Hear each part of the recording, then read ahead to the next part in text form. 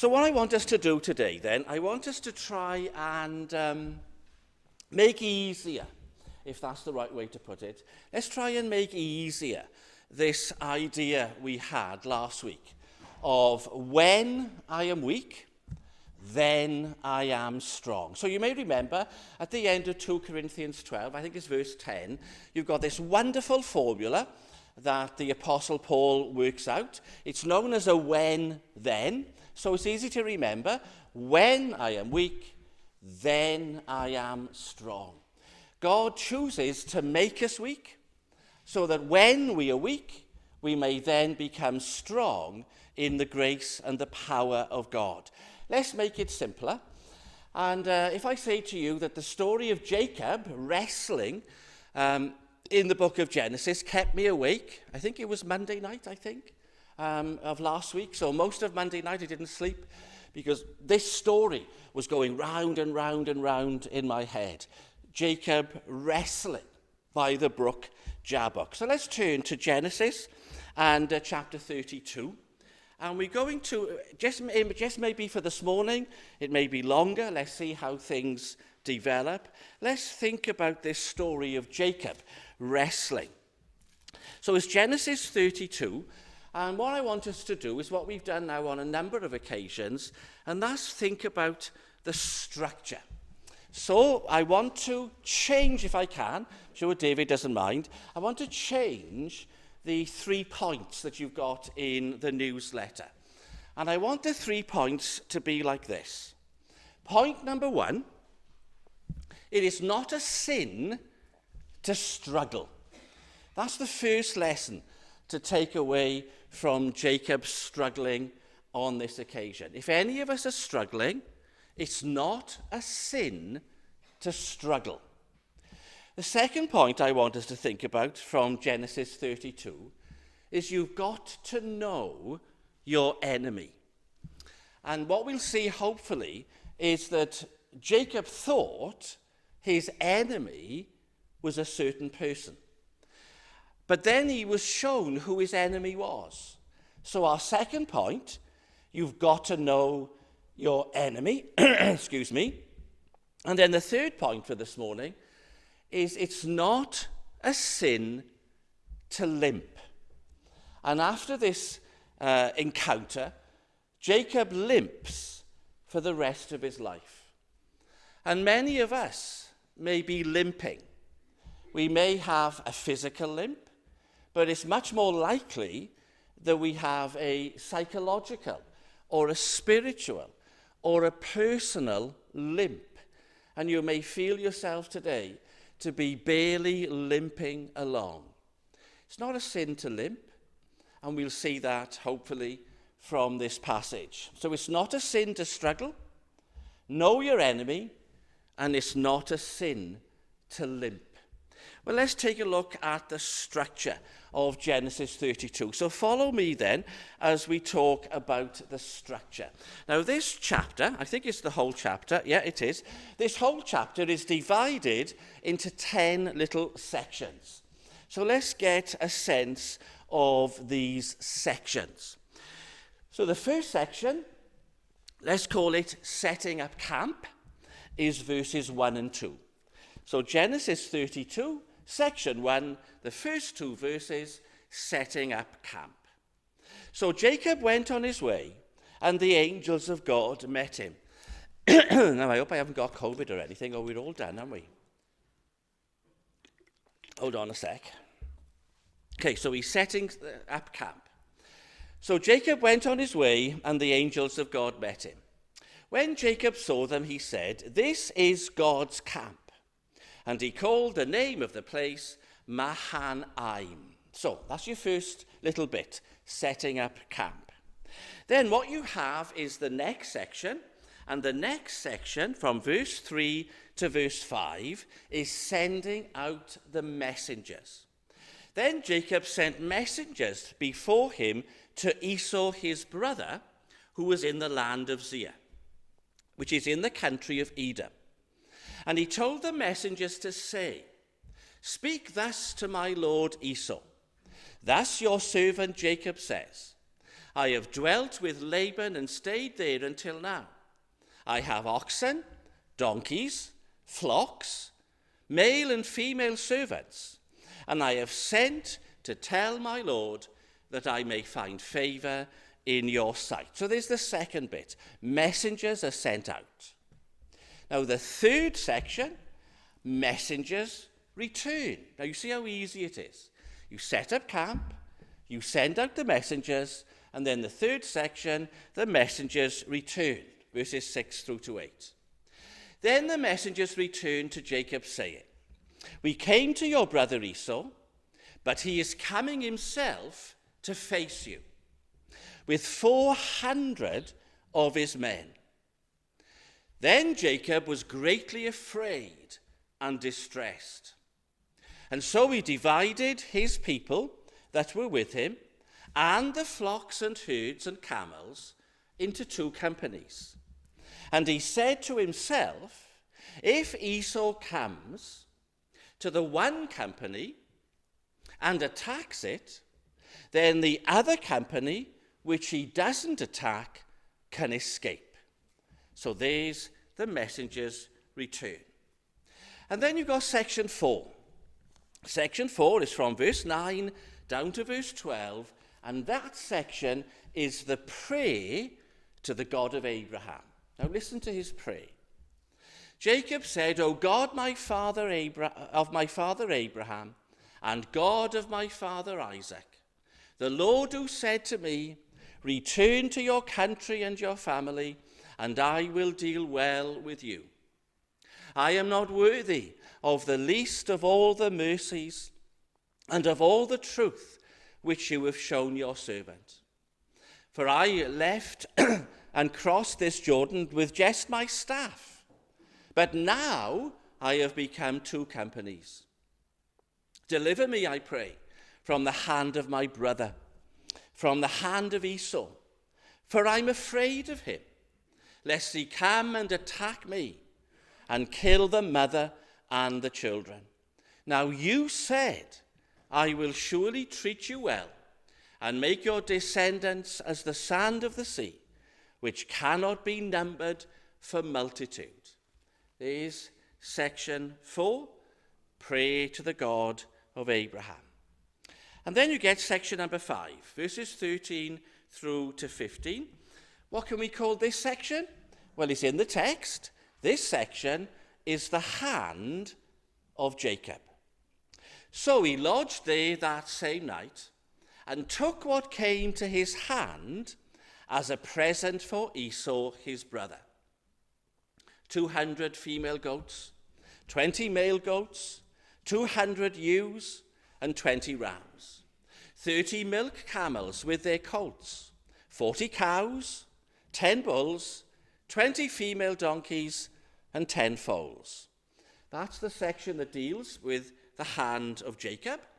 And then section number 6, verses 16 to 21, the hand of the servants. Verse 16, then he delivered them to the hand of his servants. Every drove by itself, drove just means a little company. Every drove by itself and said to his servants, go in front of me and put some distance between each drove in turn. So he commanded the first one, saying, when Esau my brother meets you and says to you, to whom do you belong and where are you going? Whose are these in front of you? You shall say to him, they are your servant Jacob's. It is a present sent by my Lord to you, Esau. And behold, he also, that is Jacob, is behind us. Verse 19, so he commanded the second drove, the third drove, and in fact all of them who followed the droves, saying to each, in this manner you shall speak to Esau when you find him, and say, behold, your servant Jacob is behind us. Now, do you notice the repetition there? Jacob is behind us. Jacob is behind us. For he said, I will appease him. This is Jacob. I will appease him with the present that goes before me, and afterward I will see his face. Perhaps he will be friendly to me. So the presents were sent over before him, but he himself lodged that night in the camp. Now this is the hand of the servants. We then got our next section. Section 7, verse 22 to 23. What have we got here? This is Jacob by the brook Jabbok. Verses 22 and 23, section 7. So he arose that night and took his 2 wives, his 2 female servants, and his 11 sons, and he crossed over the ford of Jabbok. And he took them and he sent them over the brook, and he sent over what he had. So if you like, there's been these little companies, drovers, with sheep and so on. They've all gone out in turn. And then the very last company is that of his family. And he sends his family on ahead of him. And then you've got section 8, verses 24 and 25. Here is Jacob on his own. Now, what shall we call this section? 24 and 25. Then Jacob was left alone, and a man struggled with him until the breaking of day. Now, when he saw that he did not prevail against Jacob, he touched the socket of his hip, and the socket of Jacob's hip was out of joint as he struggled with him. So there it is. The word struggled is repeated twice, 24 and 25. So that section, section 8, is the struggle. The struggle of Jacob with this man. And then you've got section 9, 26 through to 30. And this section is all about names. It's a conversation between Jacob and this man. But I want you to notice how the theme of the conversation is all to do with names. So we're at verse 26. So here's the man speaking. Let me go, for the day is breaking. But he said, I will not let you go unless you bless me. So this man said to Jacob, what's your name? And he said, Jacob. And then the man said, your name shall no longer be called Jacob, but Israel, for you have struggled with God and with men, and have prevailed. Then Jacob asked, saying, tell me your name then. And he said, why do you ask me about my name? And he blessed him there. So Jacob called the name of the place Peniel, for I have seen God face to face, and my life is preserved. Now, do you see how it's all about names? It's about the name of Jacob. Who are you? I'm Jacob. Well, you'll no longer be called Jacob, you'll be called Israel. Well, who are you? Well, why are you asking me my name? I'm not going to tell you your name, my name. And then at the end, Jacob names the place where this struggle occurred, and he calls it Peniel. So that section, the 9th section, is all about names. And then you get section number 10, verses 31 and 32. Just as he crossed Peniel, the sun rose on him, and he limped on his hip. And so to this day, the children of Israel do not eat the muscle that shrank, which is on the hip socket, because he, that is the man, touched the socket of Jacob's hip in the muscle that shrank. So the whole story ends with a limp. It doesn't end with a bang. It doesn't end with a revelation. It doesn't end with a great moment of triumph. This whole story ends with a limp. And so you call the final section, section 10, you call it the limp. The sun is rising, Jacob is left on his own, and he limps. And Jacob limps off into the day, and then as you go on in the story of Genesis, 33, he goes off and limps to meet with Esau. Now, that's the structure of this story, and it's beautifully laid out. And when you see the structure, you see that the most important part of the story is the struggle. When Jacob alone finds this man comes to where Jacob is, and they begin to fight. And what you don't see from the text is just how violent the fight was. This was at night. Jacob was on his own. A stranger comes, and they have a fight. And for many, it's a life and death fight. You're in the wilderness. You're on your own. And a stranger comes, and you have this fight. Now, that's the heart of the story. And then the conversation between the two after the fight, and the whole idea of this fight is that after a long struggle, Jacob wins. And he manages to pin the man down on the floor, and the man gives up. If you like, in the days when wrestling used to be on the telly, you can imagine the man lying on the floor, and he bangs the floor, and he says, okay, I surrender. And that's what happens. And following the surrender of the man, they have a conversation. And this conversation is about, I won't let you go. So he's pinned him down on the floor. I won't let you go until you bless me. And then the man asks Jacob his name, and then changes his name. And then Jacob asks the man his name, and that's how it goes. So what's all this about? Most of you will know the point at which this occurs in the story of Jacob. Jacob is returning to his home country after many years of being away in the household of Laban. And do you remember Jacob had fled to Laban's house to escape Esau, his brother, because Jacob had deceived Esau and got his father's blessing. The birthright was meant to be Esau's. He was the firstborn of the twins. But Jacob, you know the story, Jacob had deceived Isaac. He'd got the birthright. And when Esau found out, Esau vowed to kill Jacob. So Rebekah and Isaac arranged for Jacob to flee for his life to the uncle. And Jacob's there for many years. And he marries there.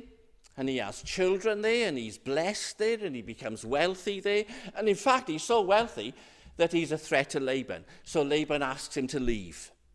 God is involved. God says, Jacob, go back to your home country and I will bless you. And so here is Jacob now returning home. And as you can easily imagine, Jacob has no idea what he'll face when he gets back home.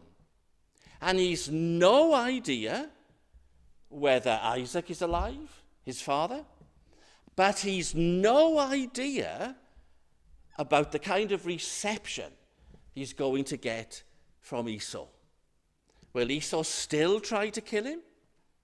Has Esau mellowed over the years? Will Esau forgive him for what he's done? So he's returning with no idea what waits for him. And then, as he sets up camp, he's very close to home. And God meets him there again, those angels you saw in the first couple of verses. And so begins this rather contorted plan of Jacob's to try and find favor with Esau. So this whole story of sending out the messengers and then dividing his wealth into different companies and sending them all out ahead and offering presents to Esau, all this torture is Jacob's attempts to get back into his brother's good books. And then Jacob sort of does all this, and then in verse 22, he seems to then have another idea, and his another idea is this: I'll send my wives and my kids in front of me as well. And I'll see if Esau, when he meets my wife and kids, may be persuaded to be nice to me. In case the others haven't worked and my other plan has failed, let's send the wife and kids to do my dirty work. So Jacob is hiding. And he's done everything he can think of to try and appease Esau. And then he's on his own. And he's sitting by this brook, Jabbok. And we may say something about that at another time. He's sitting there. He's done everything. He's nothing left. He's on his own. And then, at that moment, in the dark, this man comes and picks a fight. And it's a life and death struggle. Now, what I want you to think about is this. We said our theme is, it's not a sin to struggle. Who does Jacob think he's struggling with? Now, that's the big question. Who does Jacob think this man is? And what you've got to be very clear about here is the answer to that question. Because when Jacob says, I will not go unless you bless me, and then asks this man his name, Jacob thinks he's battling, he's wrestling, he's fighting with a certain person. Who is that person? Now, I'm sure you've all worked it out.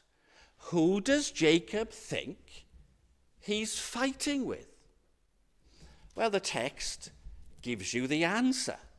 But unfortunately, the answer isn't in Genesis 32. The answer is found in Genesis 25. So if you turn back to Genesis 25, you'll have the answer to the question. So Genesis 25 is when Rebecca, I think, is that the mother? Yeah, I think. When she's pregnant. And Rebecca is having a very difficult pregnancy. And she knows that she's carrying twins. So Rebecca is pregnant and having a difficult time. So just look at Genesis 25 and verse 21. Now Isaac pleaded with the Lord for his wife, because she was barren. And the Lord granted his plea, and Rebekah, his wife, conceived. Now here's your key verse. But the children struggled together within her. And she said, if all is well, why am I like this? So she went to inquire of the Lord. And the Lord said to her, 2 nations are in your womb.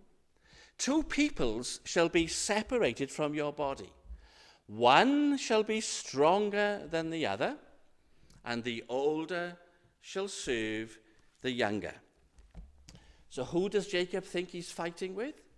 And of course the answer is as clear as day. Jacob thinks he's fighting with Esau.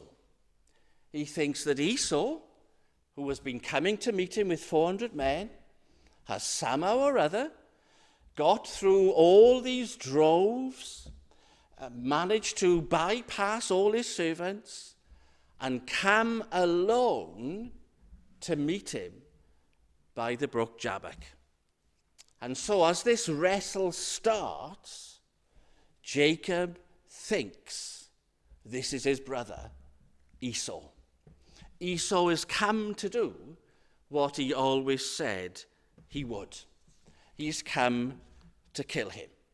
So here is Jacob and Esau, as Jacob thinks, struggling together. And as the struggle continues, it's life and death.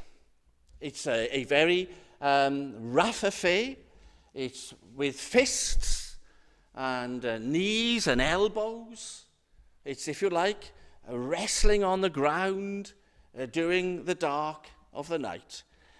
Jacob eventually gets the upper hand. And as he gets the upper hand and he pins down whom he thinks is Esau, those words have a different significance. So turn back to the story. And we're in Genesis 32, I think. Let's turn back there. And we see the conversation. Verse 26. Let me go, for the day breaks. Now, that's the man, and somewhere in the head of Jacob, that's Esau speaking. Let me go, because the day breaks. But he said, I will not let you go unless you bless me. Now, the great debate there is this. If Jacob thinks that's Esau, what does he mean? I will not let you go until you bless me. Now, many people think that at this point, Jacob knows it's God. But you see, we are never told in the story, until this point at least, that this is God. We have no idea at this point that this is God. But what you do have is the whole struggle between Esau and Jacob that began in the womb. And their whole history is one of struggle and fight and bitterness and violence. So it seems for many, this phrase, I will not go unless you bless me, has the same idea of Jacob going into Isaac for the blessing. It's got the idea of the blessing from an older to a younger. The father's blessing on a son, or the older blessing on a younger. And then you get this phrase, what is your name? Now again, you see, what is your name? Are you meant to believe that this man didn't know who he was wrestling with until that point? When he says, what is your name, that's the beginning of a change. And Jacob seems to realize that this is the beginning of a change. And so he says, Jacob. And then the story unfolds. Your name shall no longer be called Jacob, but Israel. Now here is Jacob realizing something is going on now that he hadn't understood up until this point. And the name Israel is taken from the word to struggle, to fight, to wrestle. And then this is the killer moment. Your name shall no longer be called Jacob, but Israel. Here it is. For you have struggled with God and with men, and have prevailed. That's the moment when Jacob understands what's been going on. Jacob's whole life has been a struggle. Wherever he's gone, he's struggled. So he has struggled with his father. He's had a lifelong struggle with Esau. He didn't get on very well with Laban. He had struggles at home with his wives. He was going to have struggles after this with his sons. His whole life was one long battle. And he was forever battling. And as you go into the text in more detail, you'll see that ultimately Jacob battles with himself. He battles with his feelings. He battles with his jealousies. He battles with his favoritisms. He struggles with his own emotions. He struggles with his fears, with his losses, with his griefs. So his whole story is one of struggle. He is struggling with himself and with men. And then this man says, your struggle is with God and with men. And for many people, that's the killer line, and I want you to take that away from this morning. Because what Jacob sees in this moment is this man isn't Esau. This man is God. And he's been wrestling all night with God. Now, I want to emphasize this to you. Forget all the nonsense you've heard over the years about prayer. This isn't about prayer and wrestling with God in prayer. These are two men fighting, and it's a bloody fight. Fists and elbows. Jacob would have been bruised. The man would have been bruised. So Jacob realizes at this point that he has been fighting fists and feet with God. He's laid blows on God. He's punched God. And God has punched him and laid blows on him and bruised him and winded him and kicked him in the stomach with his knee. He's realized all that in this moment, that his struggle has been with God. Now, here's the line. What Jacob realizes is all his life, when he thought he was struggling with his father and his brother and his uncle and his wives and his kids, all along, he's been struggling with God. His fight has been with God. And this is what the deep things of God tell us. We have to recognize our enemy. This was an enemy encounter. If you like, phrase it differently. Who's your struggle really with? And for every Christian, our struggle is ultimately with God. It is God who is behind the man, the woman, the family, the situation, the experience that you're struggling with. God is behind it. And it's God that you're fighting with. Just as Jacob was fighting here with this man. So whatever your struggle is with, if your struggle is even with yourself, if your struggle is with anxiety, if your struggle is with your thoughts, if you are struggling with your situation, your struggle is ultimately with God. But it is not a sin to struggle, because Jacob hasn't sinned here. And that's the key idea. We need to understand, as Jacob came to understand, that his struggle is with God. Now, if you've grasped that this morning, it doesn't matter what your struggle is, people.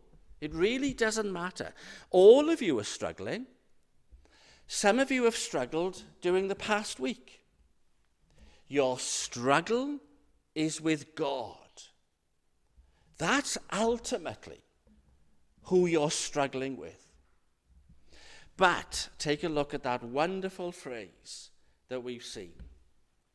Your name shall be called Israel, for you have struggled with God and men, and then you have prevailed. And isn't that the most wonderful thing? God enabled Jacob to come out on top. And whatever struggle you've got, God will enable you to come out on top. You will come out on top.